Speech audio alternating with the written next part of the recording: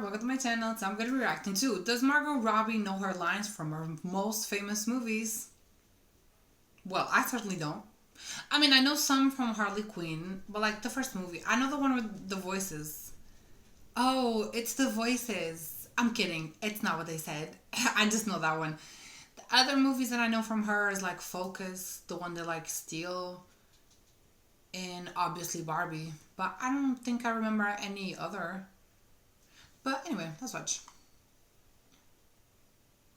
I wouldn't even know how to say this without the accent. It was so ingrained. Ooh, you might have me. It's probably Harley. She's talking about the accent is Harley. I see myself as an influencer in the Jesus space. That's from Bombshell. I see myself as an influencer in the Jesus space. That's a character I didn't want to sit in. There are some characters where I'm like, oh, I want to be Harley for well, you don't want to be Harley for too long either because she's exhausting. But that was a character where you want to leave her behind at the end of the day. Oh, that makes so much sense. Frighten, titillate. Right. Frighten, titillate. First time working with Kate McKinnon. It was so good. We didn't do an audition or a chemistry read together, so I didn't know that we were going to have such great chemistry. And thank God we did, because it's important for the story, but it also meant that later when it came to casting Barbie and Greta was like, I'm friends with Kate McKinnon, and I was like, I love her and we've got really good chemistry. So it was so good to team up again. But yeah, I love our relationship in Bombshell. It's so fun and I just love her so much. She's brilliant. Okay. Oh, I know this one. Who? What are you, a fucking owl? Who is she? She even did the accent. That's Harley. Oh, a fucking how? Who is she? Oh, it's so fun. I don't know how she does that. From Wolf of Wall Street. Who? Oh. I thought it was Harley. The way she said it sounded like Harley. Fucking owl? Who is she? Who is she? Wall Street. That's Harley. Who? What are you, a fucking owl? Who is she? I wouldn't even know how to say this without the accent. It's so ingrained. So he wasn't Harley. Damn. I really thought he was. I find a Brooklyn accent far easier to do than other American regions because dropping the R is something we do in Australian as well. And actually hitting a really hard R is hard work for my mouth. Doing like the accent I did in I, Tonya, really, really strong R's. Like, I'm not a girly girl. It's like R on the R's.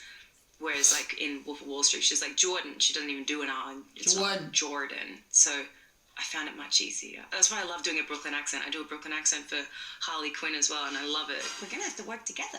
I'm America's best figure skater. I never act in my own accent. I actually don't even know if I could now. It'd be so weird.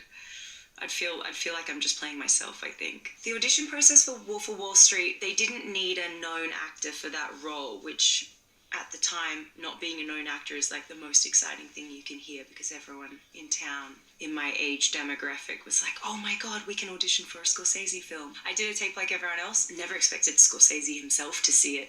I just wanted Ellen Lewis, the casting agent, to like the tape and remember me for future things, but I never did the tape considering I'd actually get the role. You know, I got a call. That's cool. A while later saying, Scorsese's watched your tape and wants you to come in person to read with him and Leonardo DiCaprio. It was so much fun. It was my first movie in America and quite an introduction to the industry. Obviously, It was a wild and incredible film, and the set was wild and incredible as well. And everyone was just trying to one-up each other, do something crazier than the last person, and every scene would just escalate and get bigger and crazier and crazier and crazier. And I think Marty was really like fostering that atmosphere on set because he knew that's what this movie needed to be infused with, this idea of something spiraling out of control and the decadence getting even more crazy and insane. So on set, we had a bit of that vibe, which was so fun. Ah, okay. America. They want someone to love, and they want someone to hate. That's from my Tonya. America.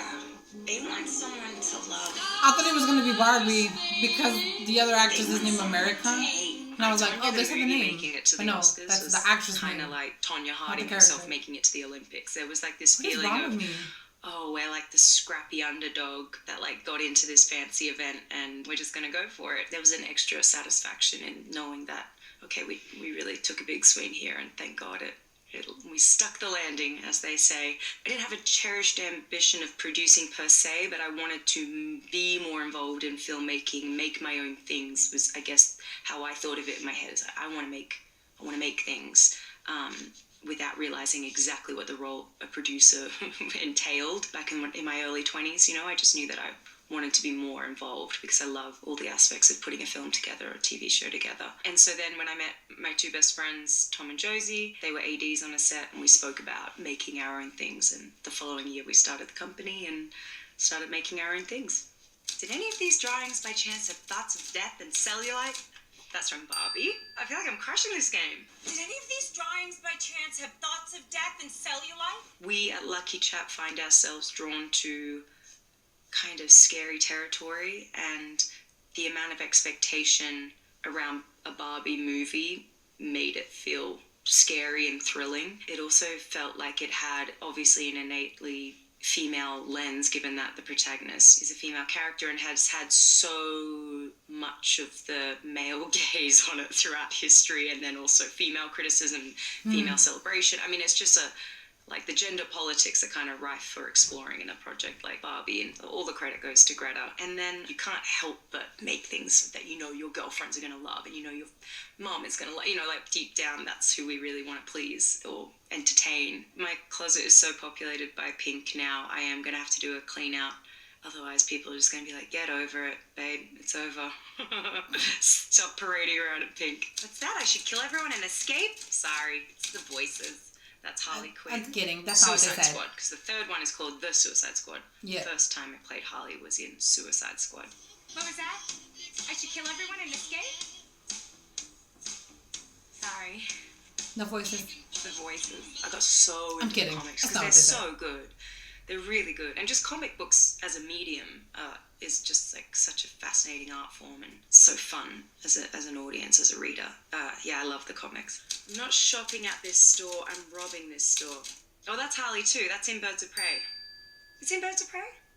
I'm not shopping this store, I'm robbing this store. Yeah, in the grocery store. Yeah.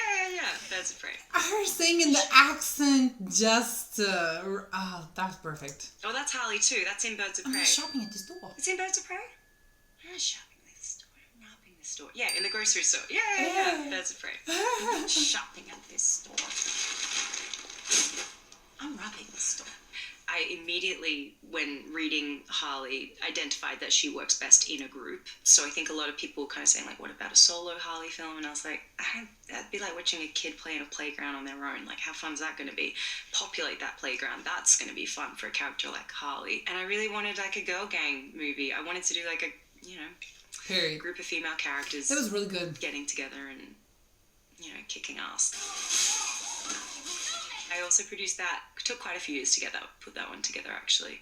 Because at the time, doing an R-rated comic book film was not a sure thing. I pitched an R-rated version of Birds of Prey before Deadpool had come out, and Deadpool was the first big R-rated comic book success. So after that, it was easy, but when I first pitched it, they were like, you can't do a comic book movie with an R rating. It can't work. It doesn't. Yeah, it was that's like not breaking the algorithm. You know, maybe a year later, Deadpool trailer dropped, and I was like, well, if this movie works, do we get the R rating? And they said yes. And of course, Deadpool did really well, and we got the R rating. Laser focused with a half thought out plan. This is what a hero looks like, or a lunatic. Ooh, you might have me here. What is that? Laser focused with a half thought out plan. This is what a hero looks like, or a lunatic. Is it focus? Voiceover? Oh, is this from Peter Rabbit? Oh, okay. Wow. I'm saying I think I've only focus because watched it's that the only movie movie I once. know. I need to go back and watch it. That's not one of the Focused populars. with a half of this thought out plan. This is what a hero looks like, or a lunatic. It's a tricky thing about animation. I find it really isolating. I really need to be with other actors, and being in like a recording booth, you're on your own. It's interesting and it's fun because you're doing what you do, but in a different, you know, set of circumstances, so you're challenged in that way. But I just don't find it as fun without other actors. And they're such fun movies, and I hope the fun comes through. But as soon as I did did voiceover for animation, I was suddenly like, oh, this isn't my medium. I need to be on a film set. I need to be with actors. Thank you. Honey, you don't become a star. You either are one or you ain't. This is from Babylon. Nellie Leroy says that. Honey, you don't become a star. You either are one or you ain't. I'll never forget that line. You are Because the that scene was done in one shot, and I remember we did it 36 times, and it was like a 3-minute scene. And that's my record for most takes ever. Whatever you do, guys, just look after yourselves. Whatever you do, guys, just look after yourselves. I have no idea what that's from. Is it on Pan Am? Is it in Neighbours? Wow. Whatever you do, guys, just look after yourselves. That's the last line I ever said on Neighbours. Wow. In fairness to me, I was in over 300 episodes, so tricky to remember lines from Neighbours. I was just calling the casting agent's office. I kept calling, and then one day they let me through to her. I don't know why. I think it was a mistake. And then she was like, how old are you? And I was like, I'm 17. She's like, oh, we need a 17-year-old girl right now. Come in next week. And so I did, and I did the audition. And then I didn't hear anything. Like the Wolf of Wall Street situation, like did an audition. I was like, well, I messed that up, whatever. Didn't hear anything. And then all of a sudden they were like, you have the role. You start next week. And then I was on it for 3 years. It completely changed my life. Not just because it was the first time I was like, you know, had a regular bit of acting work that I was getting paid to do on a regular basis. Like that changed my circumstances. Also, I learnt more on that set than anything else. It's an insane machine. The way a soap works is like, I wish everyone could witness it because it's truly remarkable. So I learnt so much about every department. I'm definitely a better producer because I did a soap for 3 years because I know what everyone is doing on set. And it was fun. I was like a teenager. It was the best. Period. I love her though. But Harley for me is the most iconic though. Just the accent, everything. So I wish there could be more, but I don't know what else they could do with Harley though. Unless it would be like a Harley and Poison Ivy, because in the animated show they're together, so they could do that in like real life. Well, not real life, but live action. That's what I meant. But yeah, if you guys enjoyed this video, please leave a like, consider subscribing, and I'll see you on the next one. Bye.